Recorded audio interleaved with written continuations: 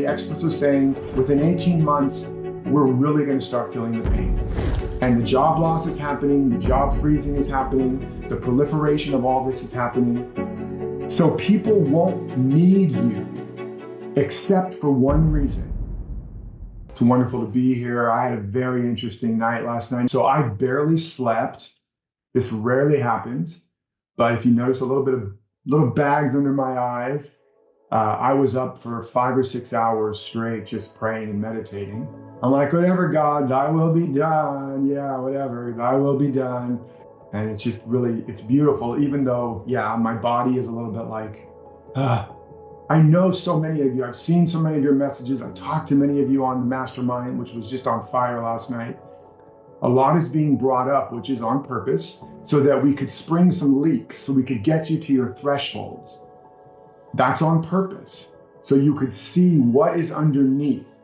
But it purposely was designed to activate your thresholds so that you could see where you're really living in consciousness. If you want to know where you're really living, you need to be in a crisis of some degree. Just a quick little dating tip.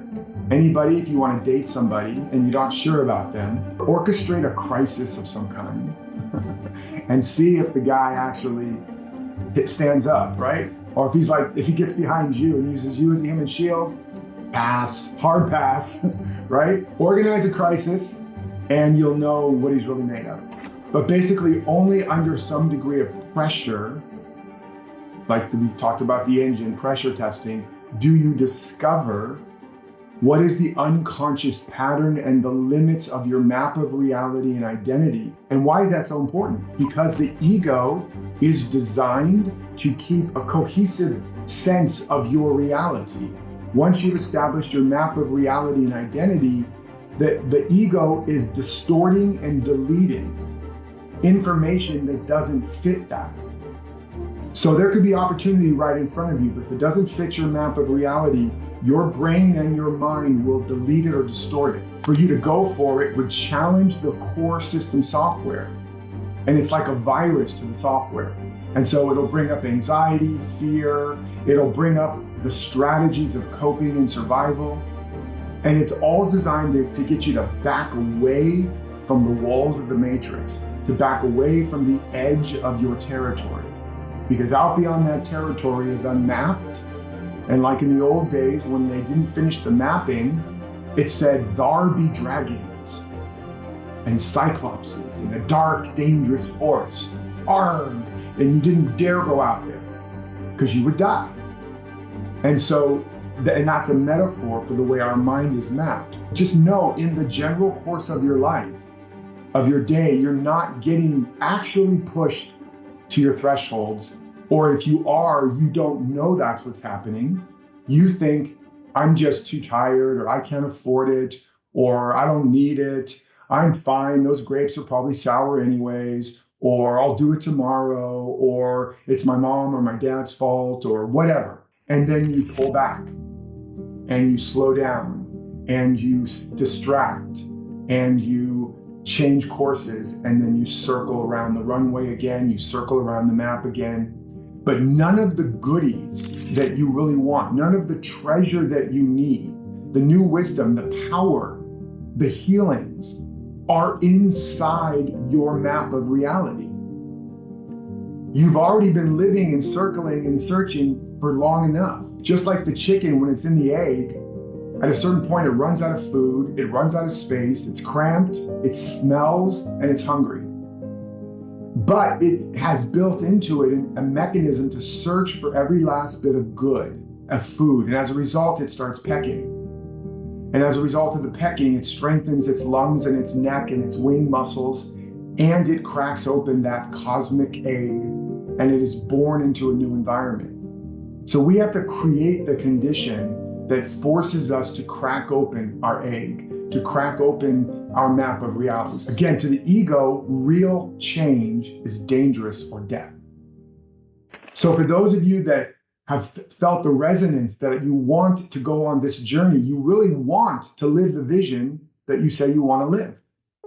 And you don't have another alternative except to do more of the same then this is your opportunity to actually get it done, to actually go across that threshold and to get the knowledge and the information of my 30 years of doing this so that you don't have to spend 30 years, to get all the knowledge and information about what's happening in the world of AI and how it's going to radically upend and disrupt and dismantle and take away many of your jobs and many of your hopes and dreams around writing books. And I'm going to share some music with you later today.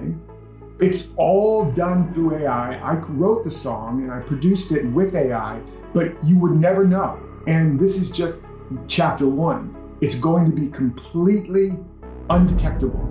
And that's going to happen in books. As I said yesterday, instead of 1 million books a year, there's going to be 10 million, then 100 million. And not in 10 years, but in like 2. In like a couple years, there'll be 100 million books being published every year. How's anybody going to know about your book if you start then?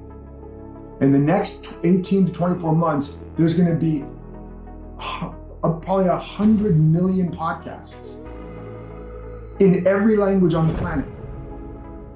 In the next couple of years or less, all of the top thought leaders are going to have their own avatars that could be teaching this entire class right now and teaching it in every language 24/7, coaching 24/7. And so anybody can have a coaching session with Tony Robbins or whoever. How are you going to compete if you start then?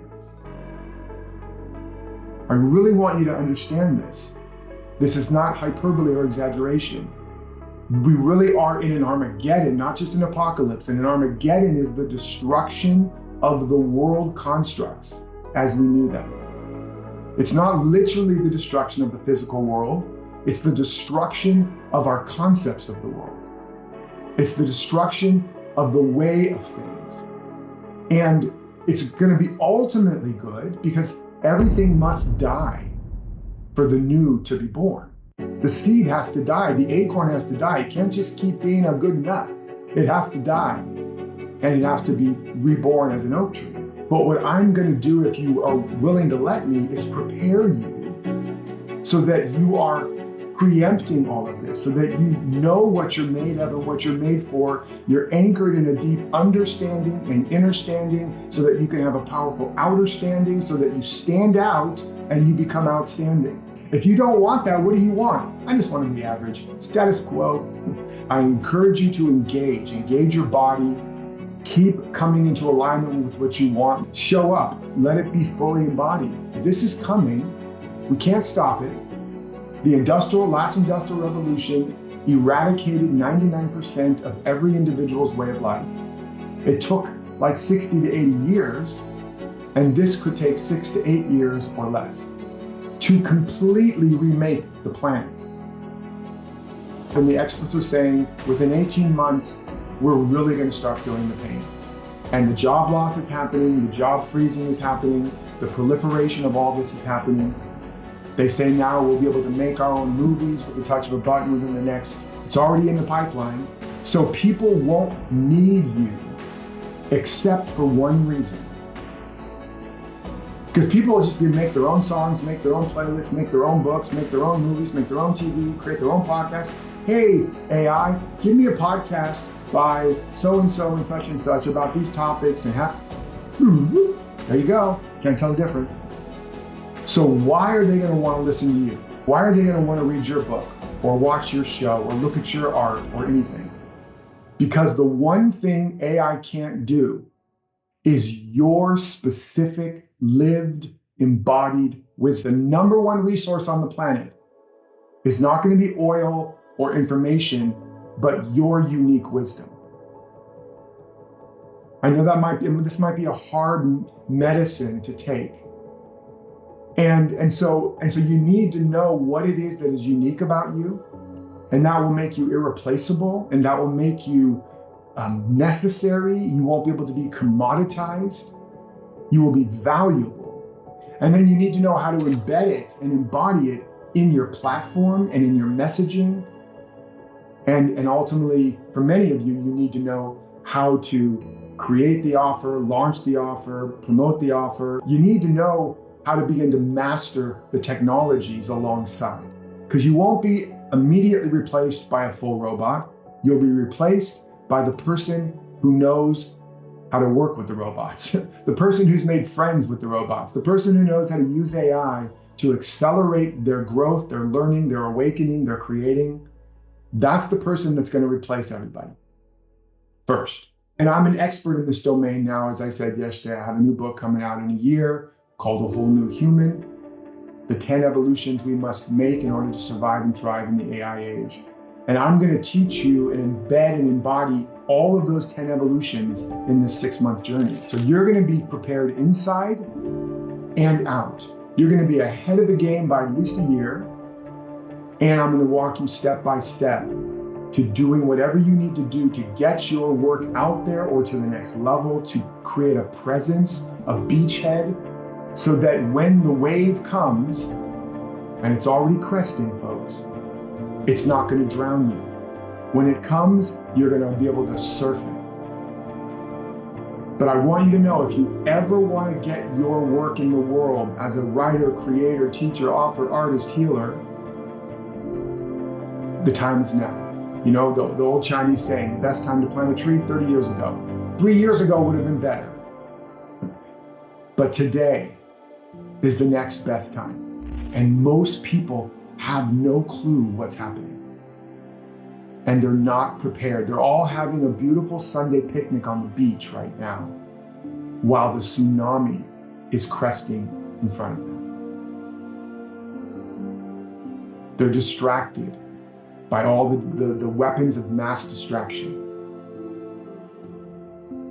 Which, by the way, a whole nother topic, is part of the design, part of the unconscious conspiracy, almost the antichrist energy behind the techno oligarch and the techno movement is mass control. When people are afraid, they let go of their agency. When people feel powerless, they give away their agency to the most powerful person or system. And I'm not saying there's like an individual who's maliciously trying to do it. It is the egoic construct. This could wipe out all jobs and cause such an existential meaning crisis that we have no way to help people cross that chasm. Hello, anybody? CNN, Fox, anybody talking about it? No. They're talking about all the great things it's going to bring us, medical and all these things. And that could come too, but first, it's going to displace a lot of people and a lot of things. So I'm here to prepare you for that, so that you become the next generation of influencers and leaders and artists and change makers that the world is going to be desperate for.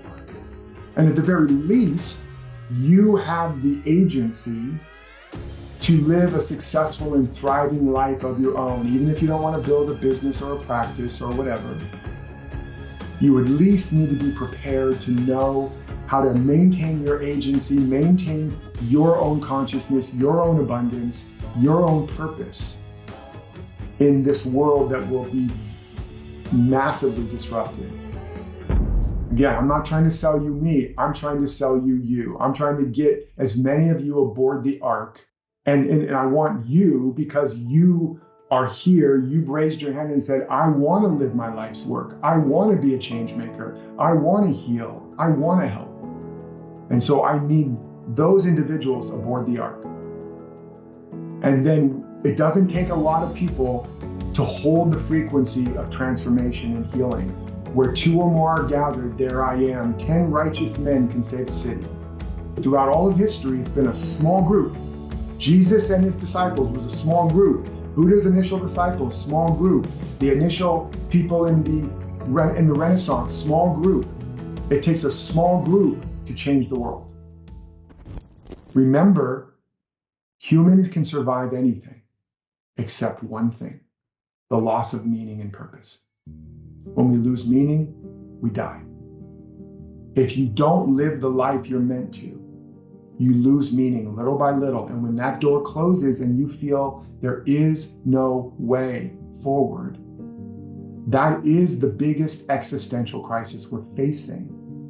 And what the technology is going to do is take away from many of us a reason to go forward.